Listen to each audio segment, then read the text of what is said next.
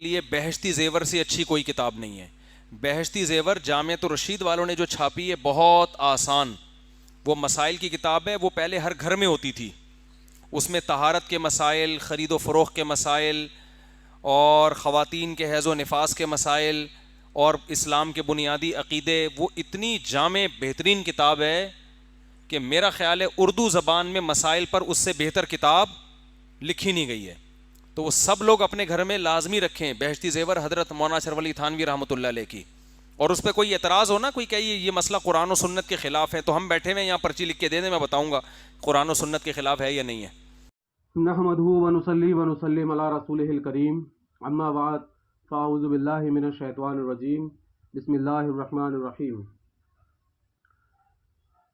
یہ کتاب ہے بہشتی زیور, اور دیوبندیوں کا یہ دعویٰ رہتا ہے کہ یہ کتاب قرآن و سنت کی روشنی میں مولوی اشرف علی تھانوی صاحب نے لکھی ہے. اس کتاب کا صفحہ نمبر ہے 59 اور مسئلہ نمبر ہے 26.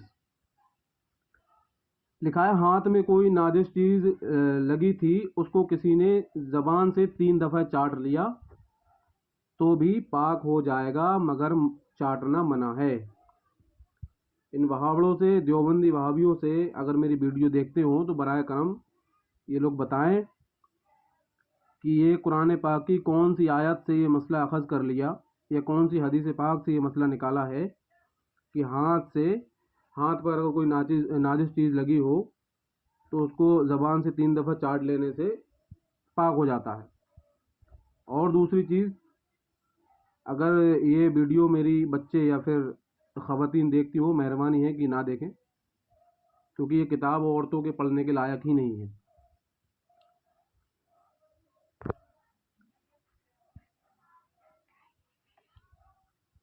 ہونا تو یہ چاہیے تھا کہ مولوی اشرف علی تھانوی صاحب لکھتے کہ اگر ہاتھ پر کوئی ناجس چیز لگی ہے تو اس کو پانی سے دھو دیں, لیکن بھیا چاٹنے کا حکم پتہ نہیں کہاں سے نکال لیا انہوں نے. اور اگلی عبارت ہے صفحہ نمبر 99, مسئلہ نمبر ہے 5.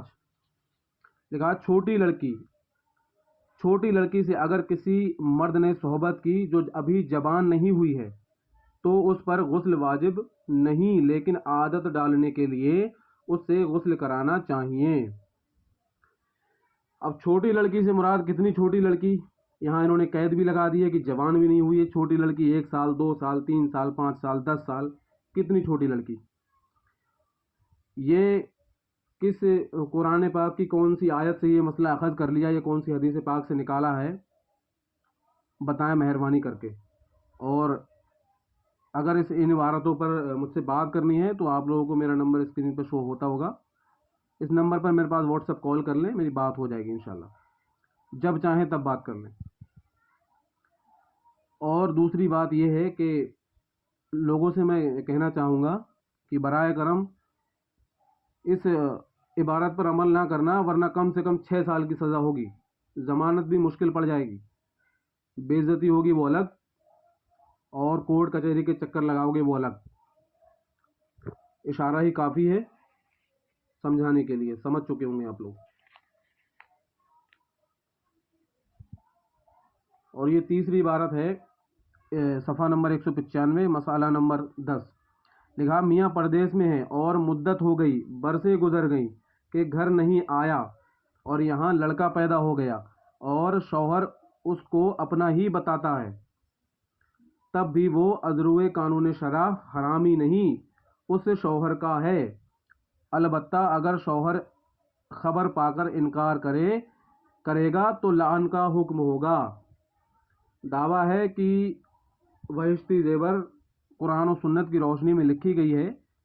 یہ بھی بتائیں کہ یہ کون سی آیت سے مسئلہ اخذ کر لیا یا حدیث پاک سے نکالا ہے, مہربانی ہوگی. اور دوسری چیز, عبارت کو میں جو ہے کچھ اپنے طریقے سے بھی پڑھنا چاہتا ہوں, کیونکہ مولوی اشرف علی تھانوی صاحب نے اپنی اس عبارت میں اپنی حالات زندگی لکھی ہے کہ ان کی پیدائش کیسے ہوئی, اس کو میں پڑھنا چاہوں گا.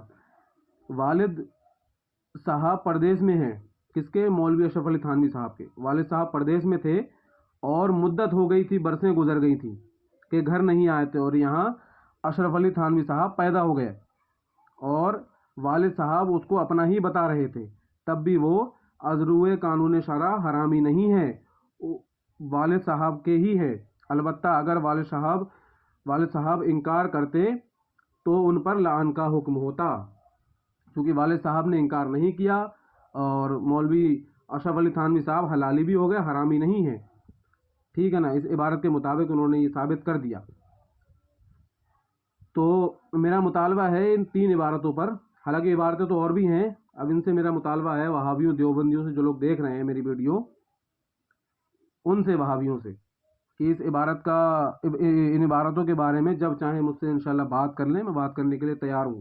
میرا نمبر آپ کو اسکرین پر شو ہوتا ہوگا، بات کر لیں جب چاہیں تب۔ اور بھی عبارتیں ہیں، چاہوں پیش کر سکتا ہوں، لیکن ان وہابڑوں سے پھر سوال کرنے کے لیے بچیں گے نا کچھ، اس لیے میں چاہتا نہیں ہوں اور کچھ دکھانا۔